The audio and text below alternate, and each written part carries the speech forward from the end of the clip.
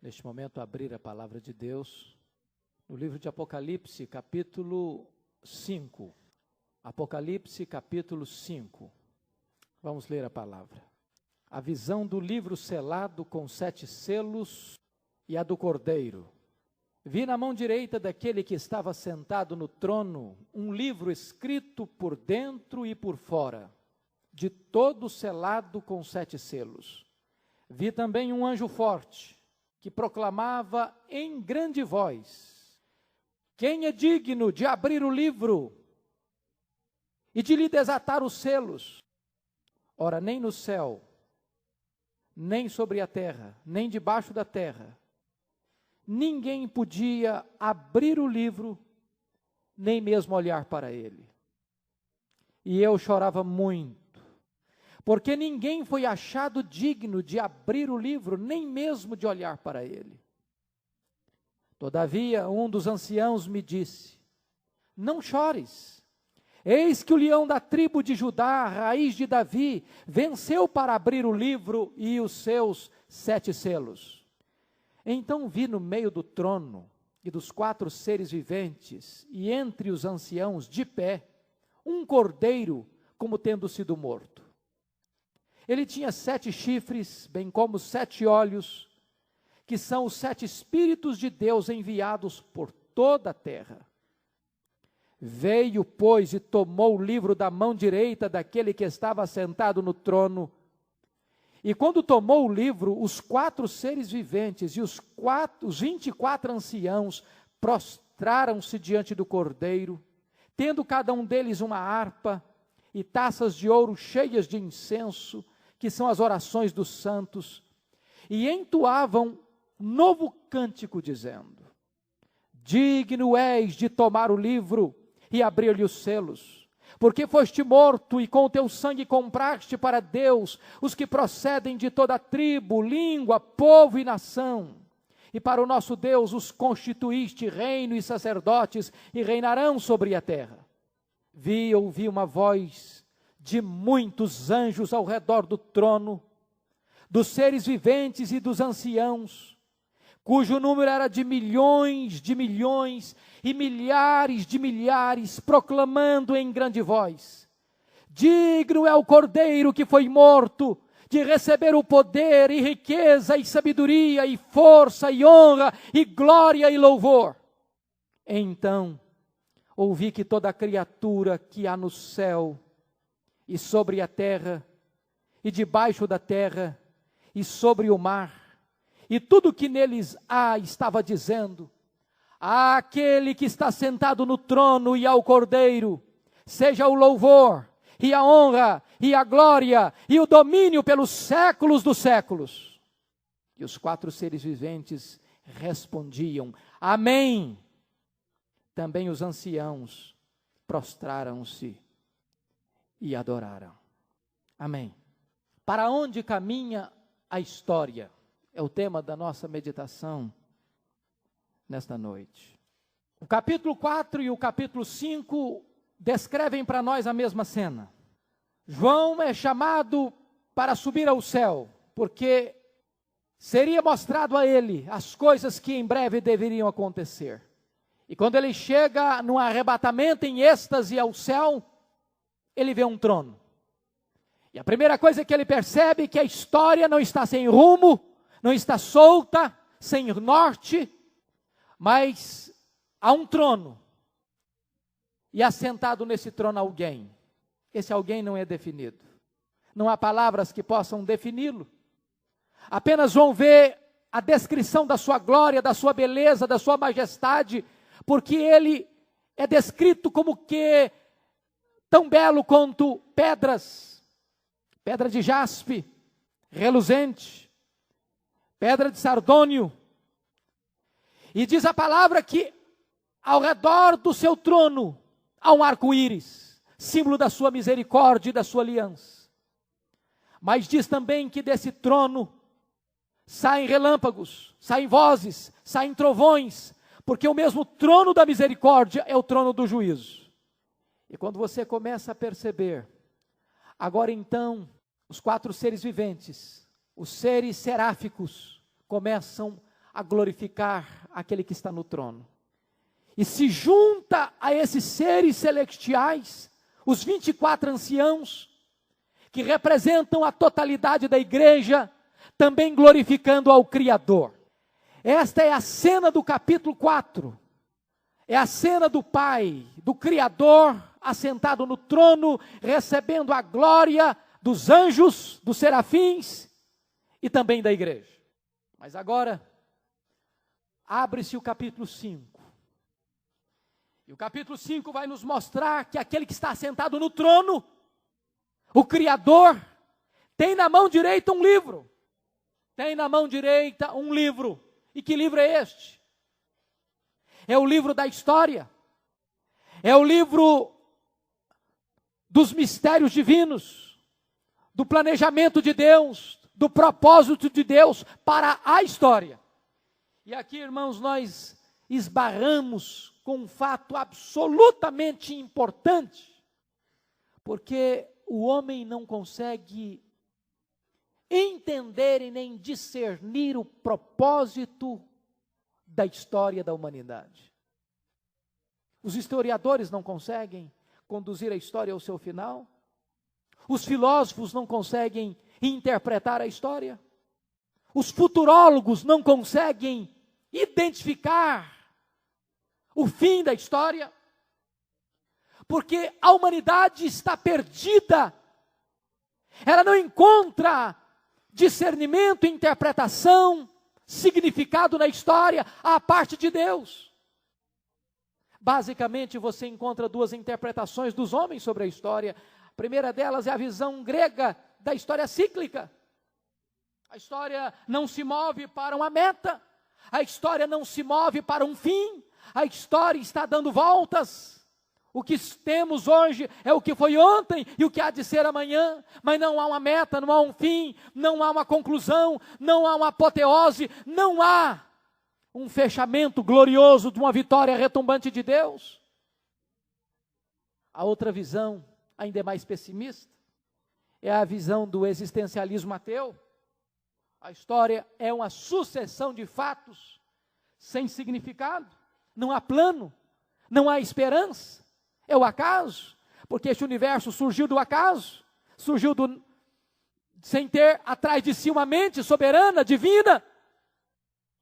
O que impera é uma evolução, o que impera talvez é o acaso. E nós poderíamos concluir que esta visão é tão negativa e tão pessimista quanto a palavra de Albert Camus, um existencialismo ateu, que representa isso com a sua novela A Praga, quando ele representa esse pessimismo da história das seguintes palavras: na cidade de Orã, a cidade de Orã foi invadida por ratos que trouxeram a temida peste bubônica.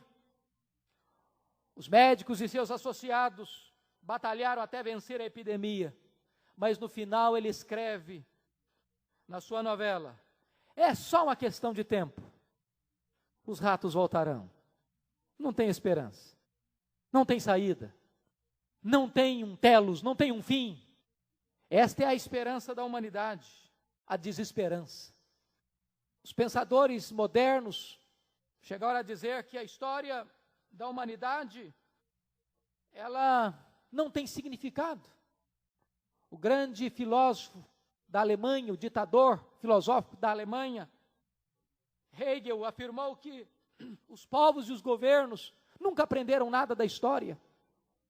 Winston Churchill, na Inglaterra, disse que os homens se agigantam em conhecimento e em poder, mas expostos a pressões, a dificuldades, estes homens são capazes de praticar os mais horrendos crimes e os mais terríveis atos.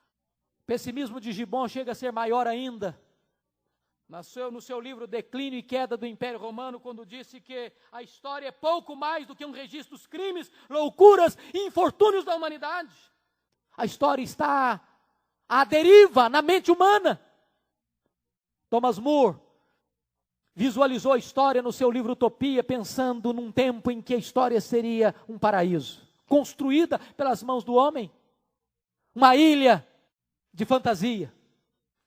Mas este otimismo do homem choca-se na realidade de duas sangrentas guerras mundiais no século XX, de batalhas intérminas, de terrorismo, de massacres. E o homem chega ao final do século XX, no portal do século XXI, absolutamente negativo, pessimista, desesperado, achando que a história de fato está sem rumo. Mas quando você entra no capítulo 21, ou melhor, no capítulo 5 de Apocalipse, você resgata a ideia de que o Deus que está no trono tem um propósito para a história. Ele tem na sua mão direita um livro. E este livro é o livro da história. A história tem um sentido, a história tem um significado, a história tem uma agenda, a história tem um projeto, a história caminha para o seu fim. Não para a tragédia, não para o caos, não para o ocaso, mas caminha para um final glorioso da vitória retumbante de Deus, do Cordeiro e da Igreja do Cordeiro. Você pode perceber que não importa a fúria de Satanás, não importa a loucura dos homens, não importam as tragédias sociais, não importam as crises agigantadas, geradas pela própria mão humana.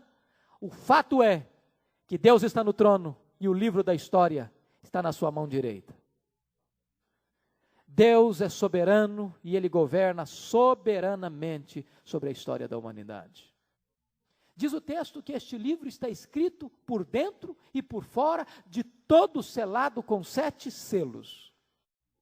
Significa que tudo está traçado, tudo está escrito, tudo está determinado, nada foi esquecido, nada foi omitido, mas o homem não pode decifrar, discernir, distinguir e conduzir por si mesmo esta história ao seu final glorioso e feliz. Só Deus pode dar sentido à história. E agora, então, nós começamos a introduzir na cena o segundo personagem importantíssimo. No capítulo 4 você vê alguém no trono, é o Criador. E você vê a música dos anjos e da igreja exaltando ao Criador. Agora se introduz uma nova pessoa. Porque surge uma pergunta. E a pergunta é anunciada. Quem é digno de abrir o livro e desatar-lhe os selos? É o digno procurado. É alguém capaz de tomar este livro da história, de entendê-lo, de decifrá-lo e de conduzi-lo a um final glorioso. Esta é a pergunta que ecoa, feita por um anjo forte. Quem é digno? E você vai encontrar aqui uma pesquisa exaustiva, detalhada, no céu, na terra e debaixo da terra. Porque nem no céu ninguém é encontrado digno, nem na terra ninguém é encontrado digno, nem debaixo da terra ninguém é encontrado digno. E o que isso significa? Que nem Miguel, nem Gabriel, nem os serafins, nem os querubins, nem os anjos, nem os espíritos dos santos aperfeiçoados que estão na glória, nem Moisés, nem Abraão, nem Elias, nem Paulo, nem Pedro, nem Maria, nem nenhuma pessoa que está glorificada no céu é capaz de tomar este livro, de abrir-lhe o selo e de interpretar a história e conduzi-la a um final feliz. Na pesquisa feita se procura na terra alguém que seja digno, talvez os potentados, os soberanos, os reis, talvez alguém de alto conhecimento, os historiadores, os filósofos, os teólogos, os futurólogos. Ninguém encontrado digno, mas também ninguém encontrado digno debaixo da terra.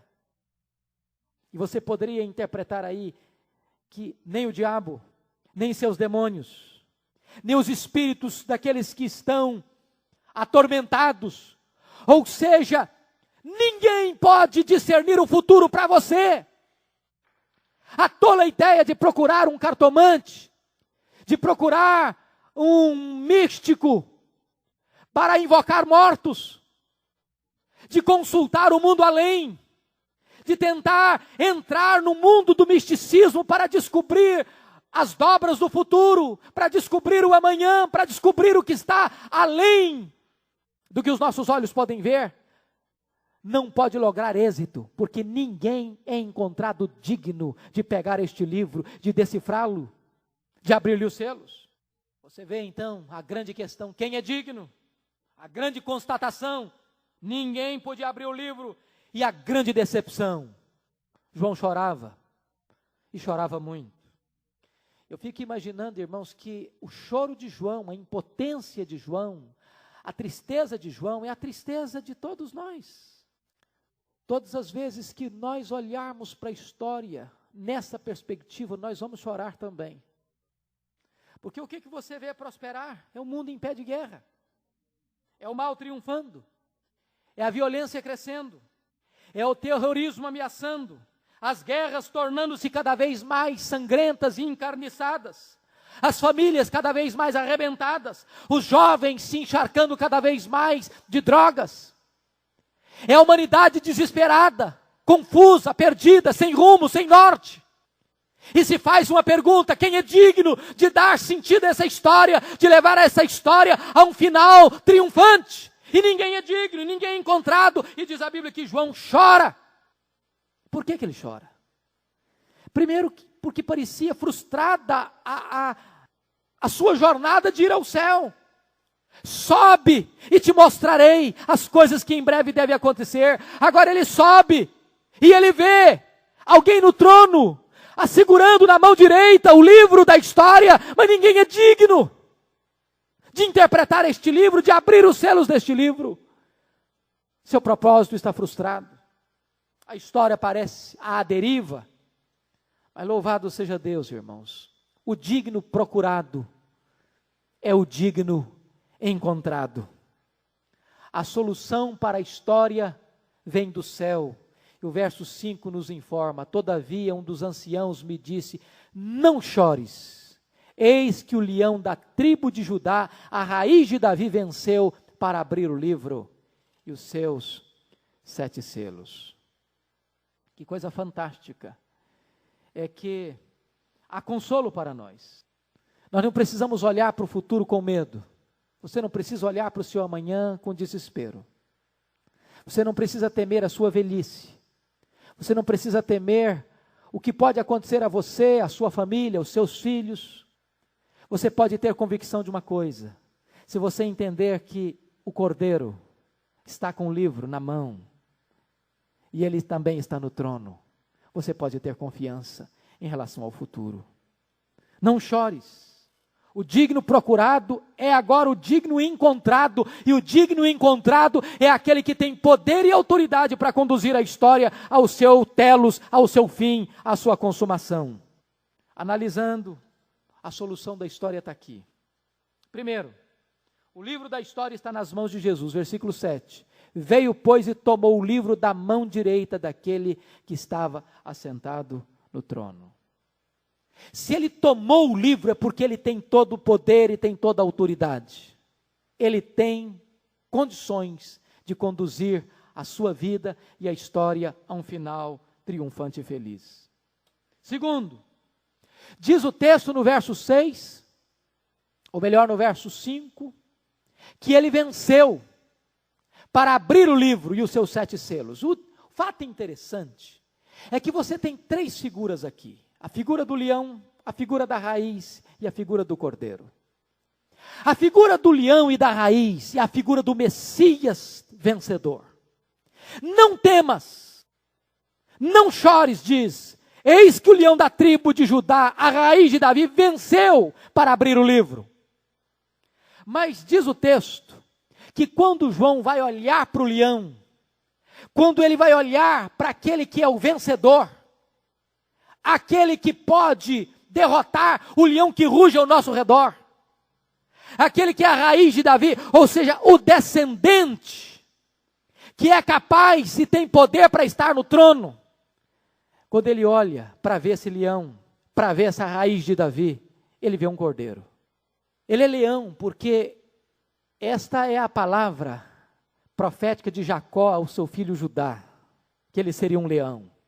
E ele está falando do descendente mais ilustre desta tribo de Judá, que é Jesus Cristo.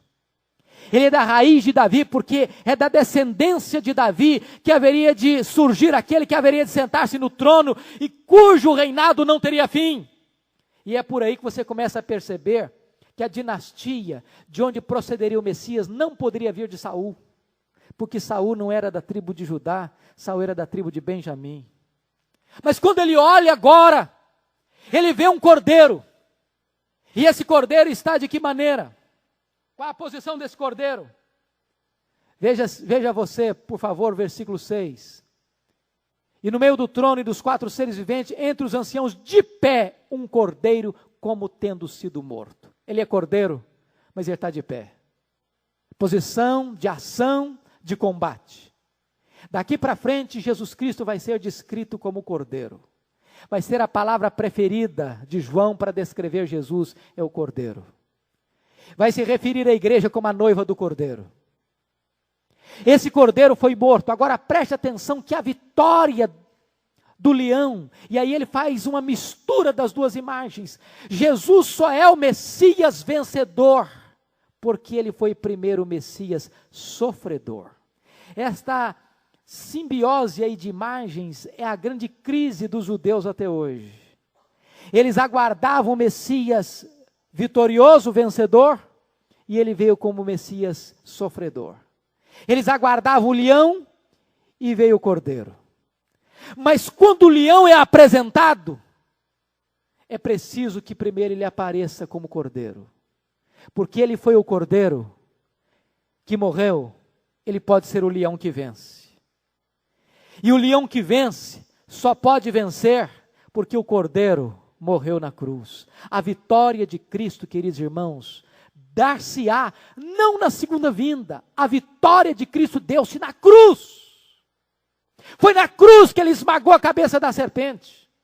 Foi na cruz que ele expôs o inferno ao desprezo. Foi na cruz que ele conquistou a mais retumbante vitória. A vitória já está declarada. A vitória já está definida. A vitória já está selada. E por isso João tem esta visão do cordeiro. E por que esse cordeiro, ele é vencedor? Veja você no verso 6, qual é a descrição desse cordeiro? Esse cordeiro tem 7 chifres. O que isso representa? 7 é o número completo. Chifre refere-se à força e a poder e a autoridade. Significa que esse cordeiro que venceu tendo 7 chifres, significa que ele é onipotente, irresistível. Ninguém pode detê-lo. Mas diz mais, esse verso 6 diz que esse cordeiro, ele tem também 7 olhos. E aqui descreve a sua onisciência. Aqui descreve que ele tem os olhos como chama de fogo. Aqui descreve que esse cordeiro pode tudo e sabe tudo e conhece tudo. Não há desconhecido para ele. Não há mistério para ele. A luz e as trevas para ele são a mesma coisa. E é esse cordeiro que está de pé no meio do trono. Por isso a história tem sentido. Porque a história está agora nas mãos do cordeiro de Deus que foi morto. Que se levanta como leão, como raiz de Davi. Quando você para entender esta imagem, de que a história da sua vida, a história da humanidade está nas mãos de Jesus, que implicações tem isso? E daí, perguntamos, o que isso significa para a igreja? E eu queria que nós tirássemos à luz desse texto algumas conclusões, que estão aí.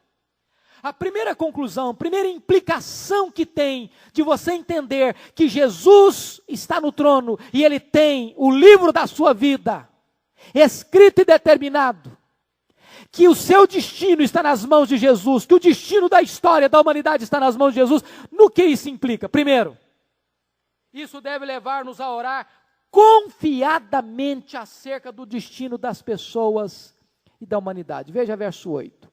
E quando tomou o livro, os 4 seres viventes e os 24 anciãos prostraram-se diante do Cordeiro, tendo cada um deles uma harpa e taças de ouro cheias de incenso, que são as orações dos santos. Ah, se nós pudéssemos compreender na prática o que isso significa. Que o Cordeiro que está com o livro na mão, o livro da história, é o Cordeiro que ouve, recebe as orações dos santos. Significa que você é corregente com esse Cordeiro que está no trono, na medida em que você ora. Que você está participando do governo do universo, na medida que você intercede. E se você seguir adiante lá no capítulo 8, na medida em que as orações dos santos vão chegando junto ao trono, do trono vão saindo vozes, relâmpagos e trovões. Ou seja, a igreja nunca é tão forte, nunca participa de uma maneira tão efetiva nos destinos da história e da humanidade, como quando ela ora ao rei que está no trono. Meus irmãos, que coisa tremenda isso. Nenhuma oração é desperdiçada, nenhuma oração é desprezada, nenhuma oração é sem efeito, nenhuma oração fica sem ser respondida. Aquele que está no trono é aquele que recebe as orações dos santos. E quando elas chegam, elas provocam profundas revoluções na história da humanidade. Segunda implicação, que implicação tem o fato de você saber que o Cordeiro tem o livro da sua vida e da história nas suas mãos? A segunda implicação, queridos irmãos, é que isso deve nos levar a uma evangelização absolutamente apaixonada e fervorosa. Veja o verso 9, por favor. E entoavam um novo cântico, dizendo: digno és de tomar o livro e de abrir-lhe os selos, porque foste morto, e com o teu sangue compraste para Deus os que procedem de toda tribo, língua, povo e nação.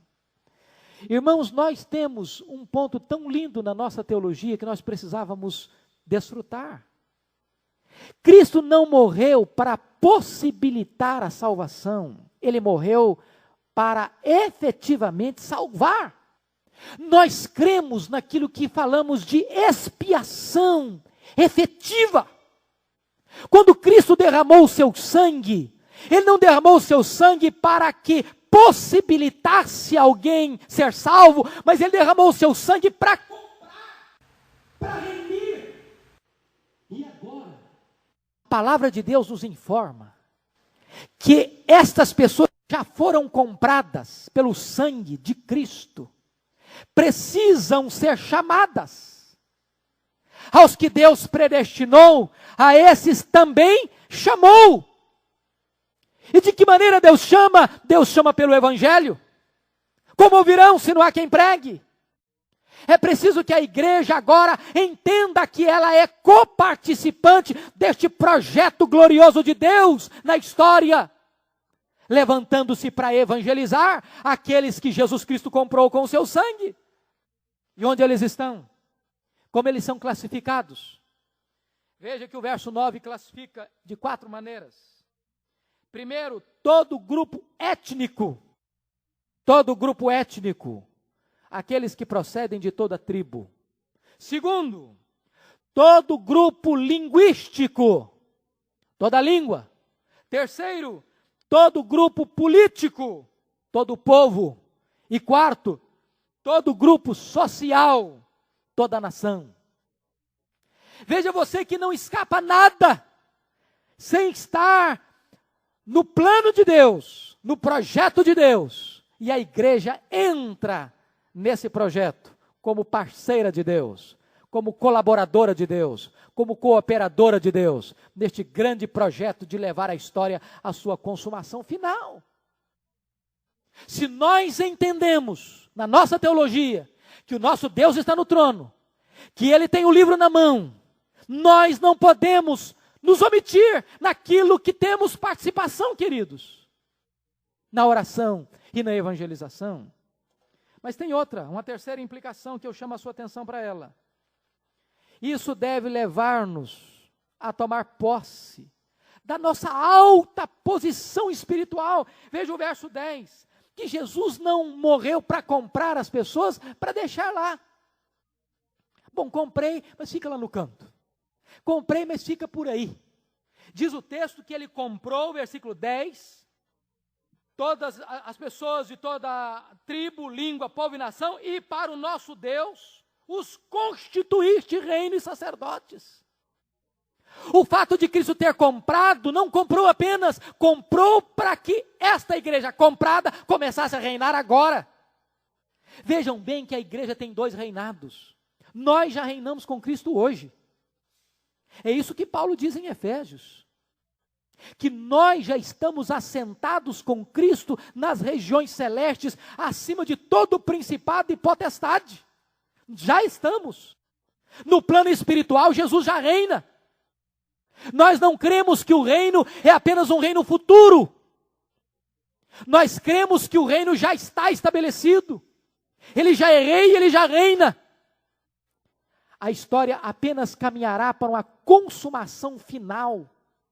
Quando Jesus voltar, diz a Bíblia, que ele que já reina, então colocará debaixo dos seus pés todos os seus inimigos e entregará o reino ao Deus e Pai, para que ele seja tudo em todos. Mas agora a igreja já reina com Cristo espiritualmente e há de reinar com ele pelos séculos dos séculos, de uma maneira plena, completa e total, na sua segunda vinda. Mas é preciso que a igreja entenda essa implicação. Se o nosso rei está no trono, então se nós somos súditos desse reino, nós já reinamos com ele. Se nós somos o corpo e ele é a cabeça, então se ele está no trono, nós participamos do seu reinado aqui e agora. Temos que entender essa implicação. Mas há uma quarta implicação que eu chamo a sua atenção. Se nós entendemos que Jesus está no trono, isso deve levar-nos a dedicar tudo que somos e tudo que temos ao Cordeiro. Porque às vezes, irmãos, a nossa teologia é uma, a nossa prática é outra. Nós corremos o risco de sermos como a igreja de Éfeso. Termos, teoricamente, uma doutrina perfeita. Mas na hora de nós colocarmos esta teologia na prática, nós fracassamos. O que implica dizer que Jesus está no trono e ele tem o livro da sua vida e da história nas suas mãos? Veja, por favor, o que é que ele merece? O que é que ele é digno? Versículo 12. Que se proclamou em grande voz: digno é o Cordeiro que foi morto, de receber o poder. O que significa isso?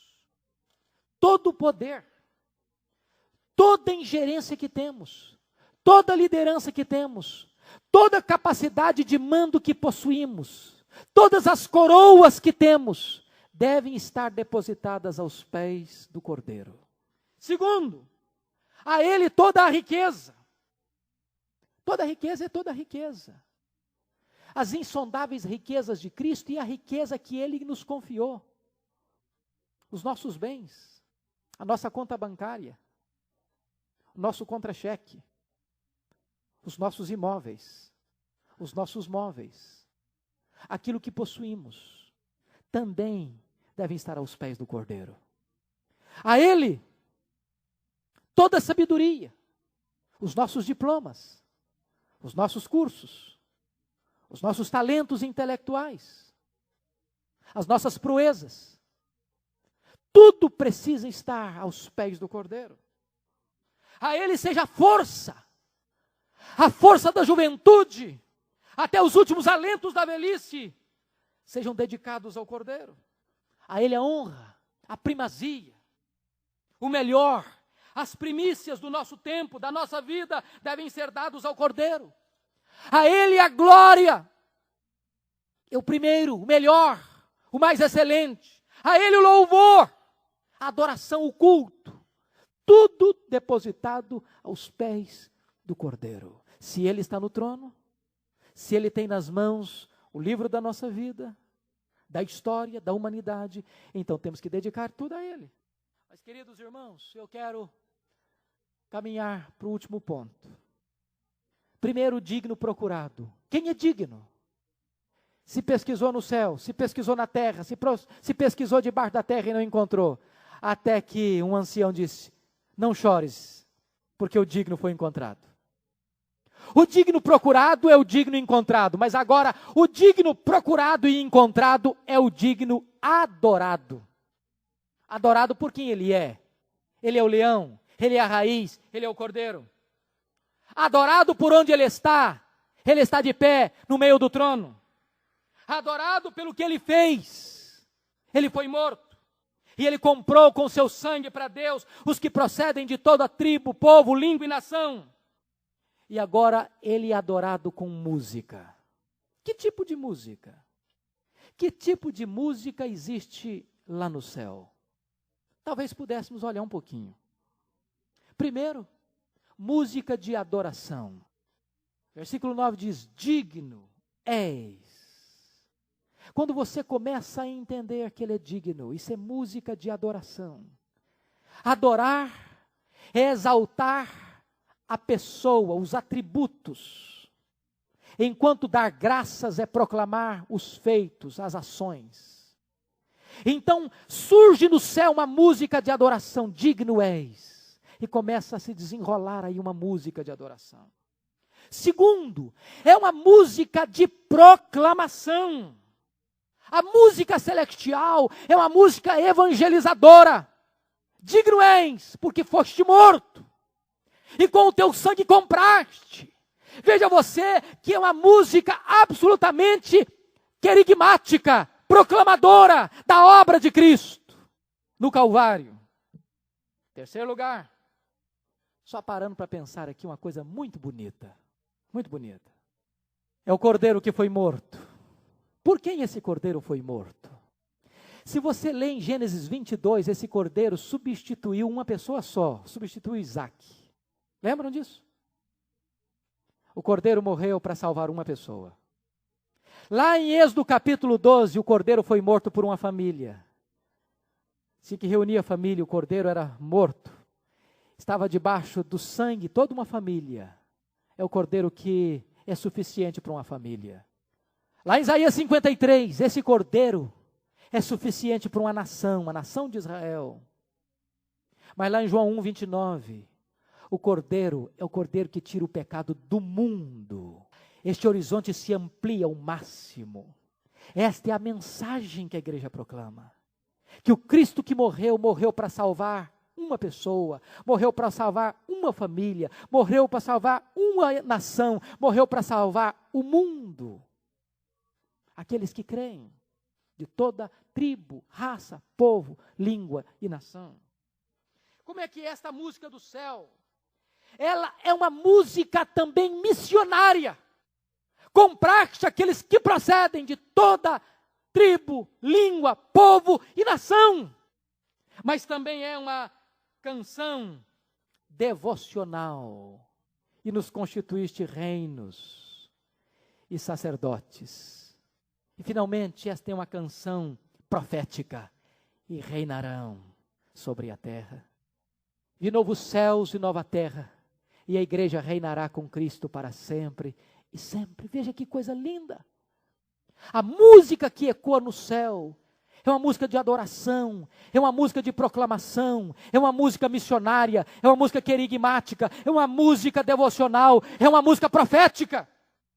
Agora eu chamo a sua atenção para um dos quadros mais lindos. Eu espero que Deus, não sei se já tem, eu espero que Deus dê graça a alguém um dia para escrever um musical dramatizado do capítulo 4 e do capítulo 5 de Apocalipse.